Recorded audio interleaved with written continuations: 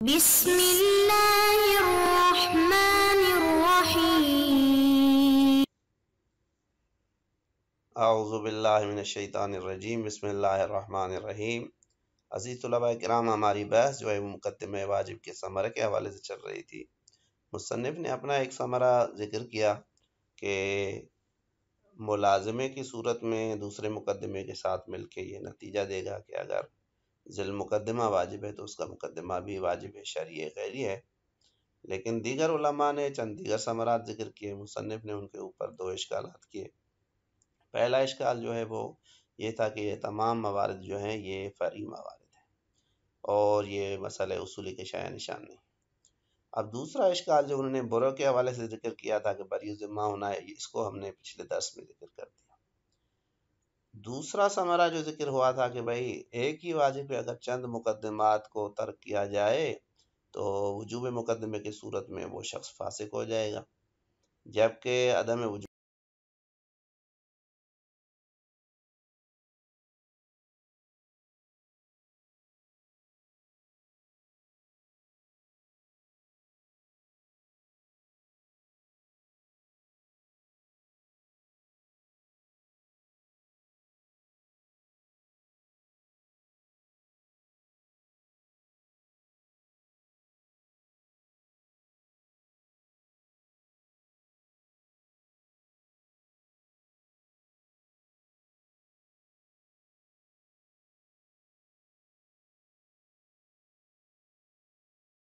مقدماتی بالفرض کیوں نہ ہو۔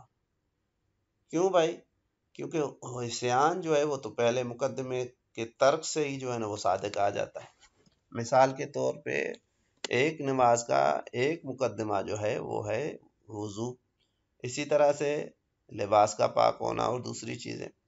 تو جب پہلے مقدمے کو مکلف نے ترک کر دیا تو دیگر جو مقدمات ہیں وہ تو اصلاً جو ہے وہ حرام ہی نہیں رہتے، اور جب حرام نہیں رہتے تو ان کے ترک سے انسان فاسق کیسے ہوگا؟ اس کو ہم نے اپنے الفاظ میں یوں بیان کیا ہے کہ پہلے مقدمے کے ترک کرنے سے واجب اصلاً غیر مقدور ہو جاتا ہے، کیونکہ اس کے بغیر تو اس واجب کا حصول ممکن نہیں تھا۔ لہٰذا دیگر مقدمات کا ترک اصلاً حرام ہی نہیں ہے جو ان کے انجام دینے سے یا اس کے ترک کرنے سے فسق لازم آئے۔ تو جب تک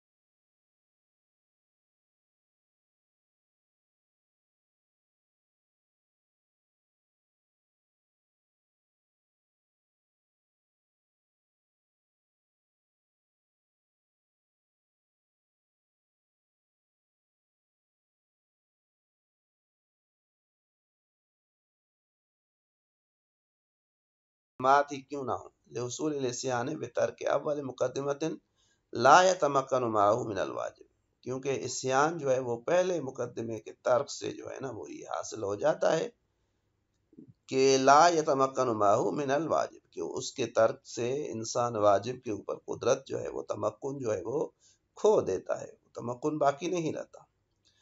اب جب تمکن باقی نہیں رہا تو ولا یکون ترک سائر المقدمات بحرام اصلا، تو اصلاً دیگر مقدمات کا ترک جو ہے واجب کی غیر مقدور ہونے کی صورت میں اصلاً جو ہے وہ حرام نہیں ہے، اس کا ترک حرام ہی نہیں ہے۔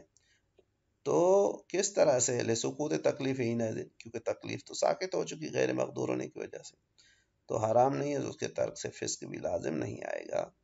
کما ہوا واضح لا یخفا۔ اب تیسری چیز جو رہتی ہے وہ جواز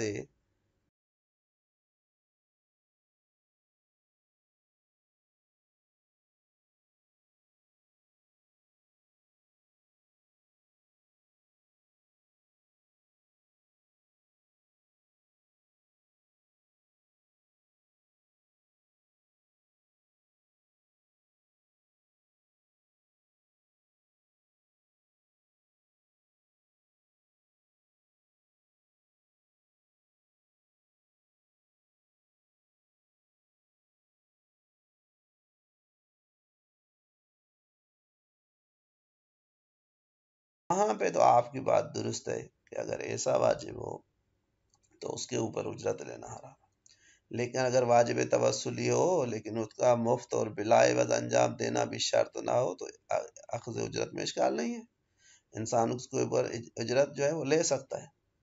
حتیٰ کہ کبھی کبھی ہم کہتے ہیں کہ ایسے کاموں کے اوپر اجرت لینا لازم ہے جب دیکھا جائے کہ عدم اخذ اجرت جو ہے یہ اختلال نظام کا موجب بنتی ہے۔ مثال کے طور پہ اگر نائی کو کہیں کہ آپ بال کاٹیں لیکن پیسے نہ لیں، بنا کو کہیں کہ آپ جگہ بنائیں لیکن پیسے نہ لیں، اسی طرح سے ضروریات زندگی کے دیگر کاموں کو انجام دیں اور پیسے نہ لیں، تو وہ خود ان کا جو ذریعہ معاش ہے وہ کس طرح سے چلے گا؟ وہ تو پھر ایک اختلال نظام آ جائے گا۔ تو حفظ نظام کے اعتبار سے اجرت لینا نہ فقط حرام نہیں ہے بلکہ واجب ہو جائے گا۔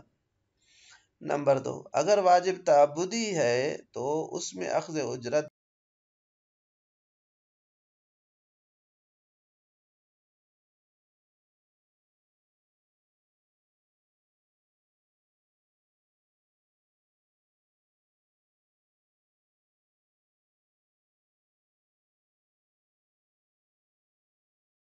اس کو صحیح کرنا ممکن نہیں ہے۔ یہ شرط ضروری ہے کہ اس کا کوئی نہ کوئی فائدہ خود موجر کو بھی ہونا چاہیے جو پیسے بھرتا ہے، تاکہ عقل مال بالباطل جو ہے وہ لازم نہ آئے۔ ایسا نہ ہو کہ انسان اپنی ہی نماز پڑھے اور اس کے لیے پیسے لے، مثال کے طور پہ۔ تو اس کا مصنف نے اس طرح سے جو ہے نا وہ جواب ذکر کیا ہے کہ اخذ الاجرت علی الواجب لا باس بہ، کہ واجب کے اوپر اجرت لینا جو ہے اس میں کوئی اشکال نہیں۔ اذا لم یکن ایجابہ علی المکلف مجانا، کہ جب اس کا وجوب جو ہے وہ مکلف پر، اس کا واجب کرنا جو ہے مکلف کے اوپر وہ مجانن مفت اور بلا عوض نہ ہو، شارع نے شرط نہ لگایا ہو کہ بھائی یہ آپ کو حتماً بلا عوض اور مفت انجام دینا ہے۔ مثال کے طور پہ ہم کہہ سکتے ہیں کہ بھائی جو واجبات انسان انجام دیتا ہے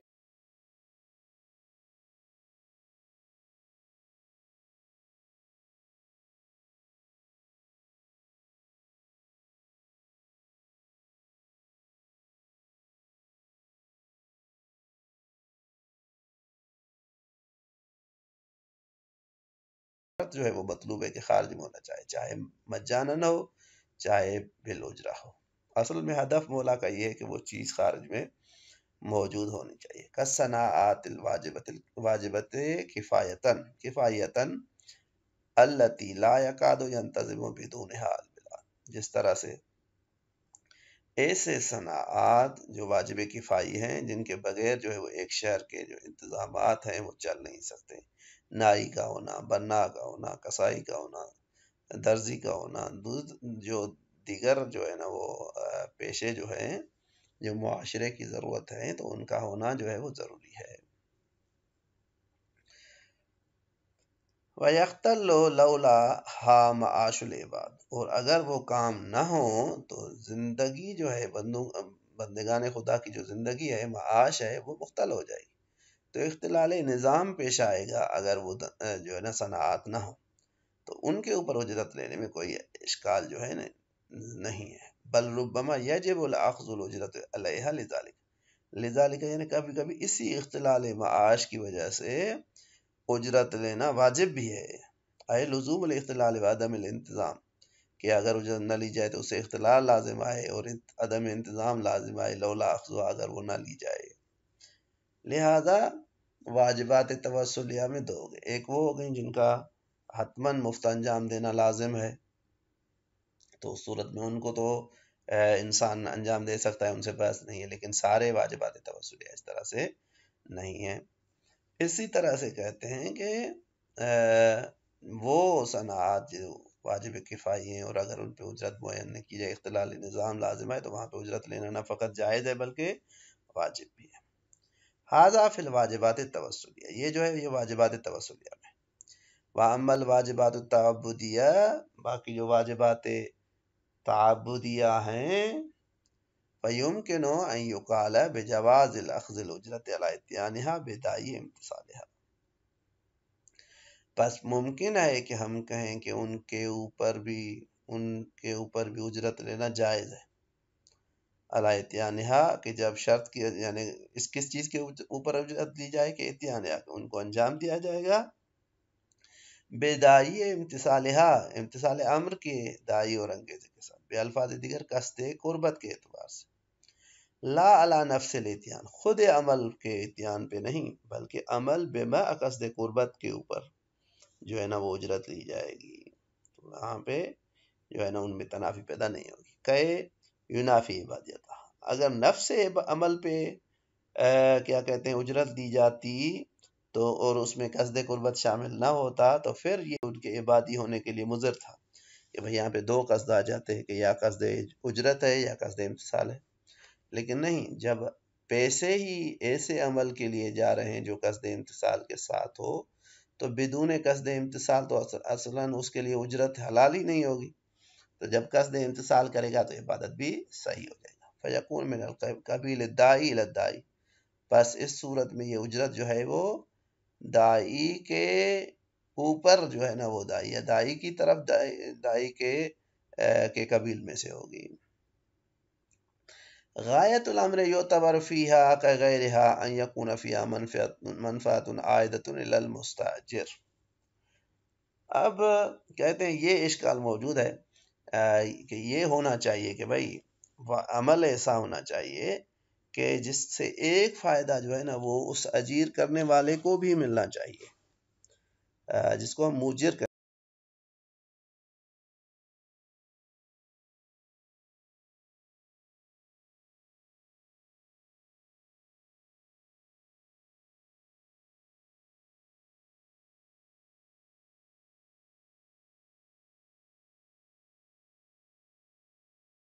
منفعت عائدۃ الی المستاجر، ایسی کوئی منفعت جو مستاجر کی طرف جائے، کہ لا تکن المعاملۃ سفیۃ، تاکہ وہ معاملہ جو ہے وہ سفیہ نہیں ہونا چاہیے، بےہودہ معاملہ نہیں ہونا چاہیے۔ بھائی ہم پیسے دے رہے ہیں مقابل میں کوئی چیز لے رہے ہیں تو ایسا کوئی نہ کوئی فائدہ ہمیں ہو۔ حتیٰ کہ جب میں نے اس کے اوپر غور کیا تو یہ بھی نظر ہو سکتا ہے کہ کبھی کبھی حفظ نظام، رواج، مثال ایک واجب کا رواج جو ہے وہ ملک میں پیدا کرنا، تربیتی حوالے سے ایک چیز کو لوگوں کے ذہن میں اس کا رسوخ پیدا کرنا، یہ مقاصد بھی ہو سکتے ہیں جن کے لیے آدمی کو پیسے دے کے بھی شاید وہ عمل کرایا جائے تو صحیح ہو۔ وَأَخْذُ الْأُجْرَةِ عَلَيْهَا عَقْلًا بِالْبَاطِلِ، اور اخذ اجرت جو ہے وہ عقل بالباطل جو ہے وہ نہ بنے۔ تو بے الفاظ دیگر اگر موجر کی طرف کوئی فائدہ نہیں پلٹتا تو یہ